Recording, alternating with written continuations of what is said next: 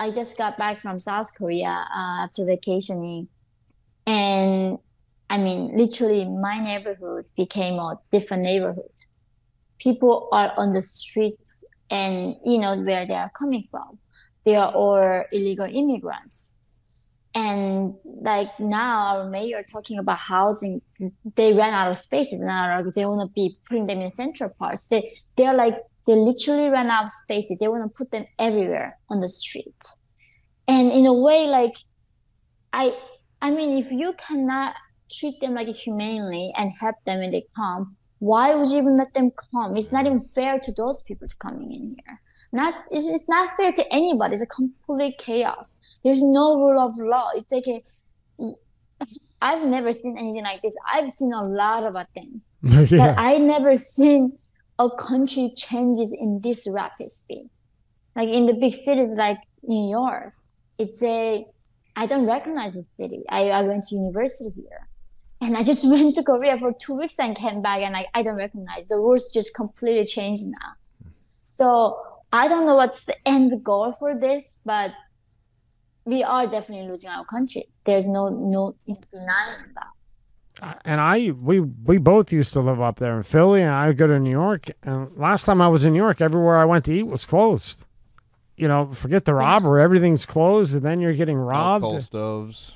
No, no, yeah, no, nothing. It's just and we only talked 4 months ago, and the change that's happened in 4 months is just so rapid.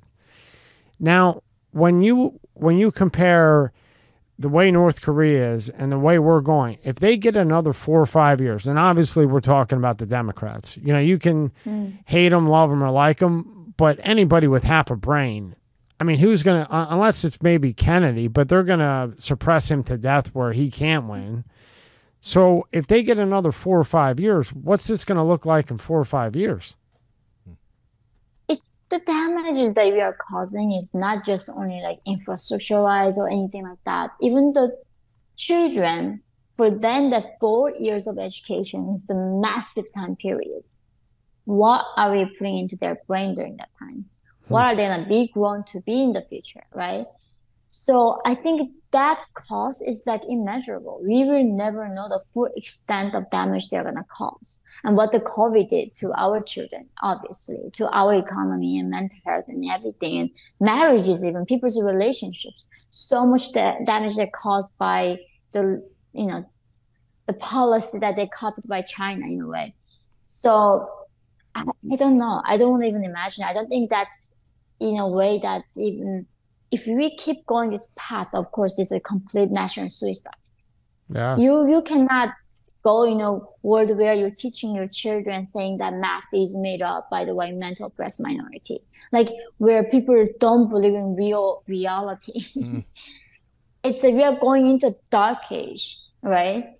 And dark age is lasting a very long time. Maybe it could be a cycle, but why are we choosing to go to it? Why the enlightenment age is already there? Why the information revolution is there? There's so much knowledge that we can moving forward, but we are choosing to going back to the dark age. So yeah, I think that's what I feel like whenever this liberal policy comes in, I'm like, we are just going backwards, 1,000 years backwards.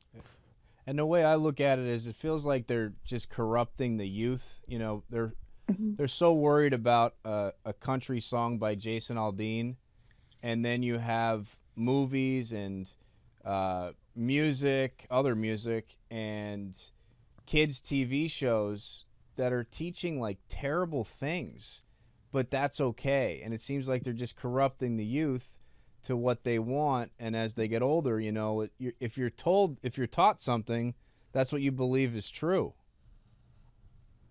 Yeah, I mean, that is the reason why even Kim Il sung's youth, Stalin's youth, and Mao's youth, they all focused on radicalizing young children.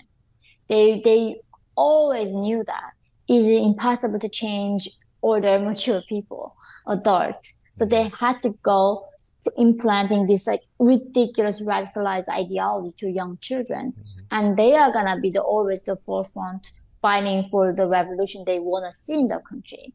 And that's why they are focusing on children so much. And it's a horrible thing when your children going that path, and it's not their fault they are getting radicalized. They cannot help themselves because all day long the teachers planting things, this kind of ideology in our children's head.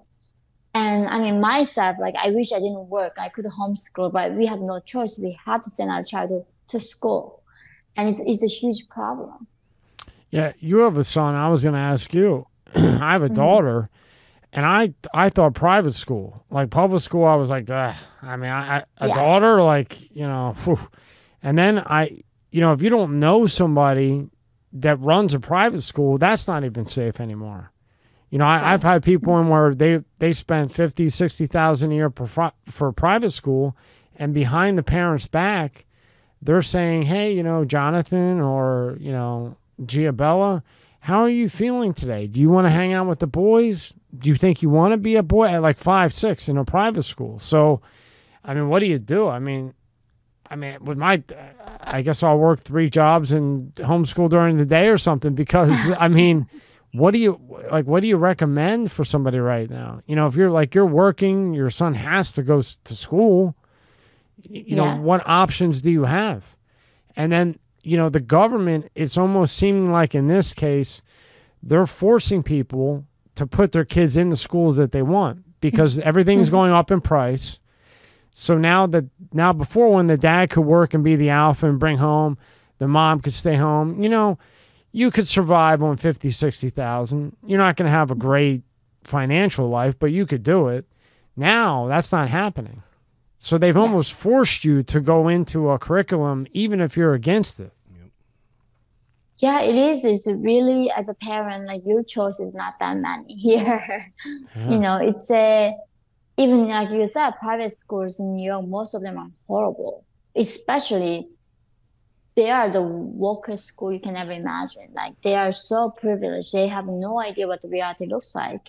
And I mean, I went to Columbia. Like, literally, I've been to the most elite institutions in the world, and they were the most ridiculously woke and really brainwashed. Columbia University. Yes. Wow. No. Columbia University. Yeah. Oh, yes. And I mean, these kids went to one of the best boarding schools in the nation. Yeah. You know, all the private boarding schools, and that planted in them very early on. And if they carry that ideology to the university, it's not something they began in college and started seeing in that way. They already had that worldview before they arrived and consolidated the ideology at the university. So I think, like you said, I think it's always better, though, parents to be aware and making sure that what your child is learning, reading in the right books, teaching in the right manners. And, you know, still the most of parenting should be done by the parents. It's like personal responsibility. You cannot expect the teachers to do everything for your child. All I just hoping is that when they go to school, they just learn something real knowledge, like math and science and physics and biology, none of other stuff, and come home. And that's when I can teach them how to be a good human. They don't have to do that to my child, right? Right. Or if you do have to send your kid to school just because of financial reasons, then find an hour or 2 every day to sit down and talk to your son or daughter and, you know, basically unbrainwash them and keep the phone away from them. And that's a problem. It's we don't have enough parents. And I mean that, I mean it in a way where, you know, they throw the kid on the couch and say, here, watch the iPad or watch the phone, and you don't realize what they're even watching. You don't even know what they're watching, you know, so you don't even know what they're consuming. Yeah. Now, I see my daughter watching Barbie. I heard there's something weird with Barbie. Now I'm afraid of everything now. You know, I got a little me, and she's a girl.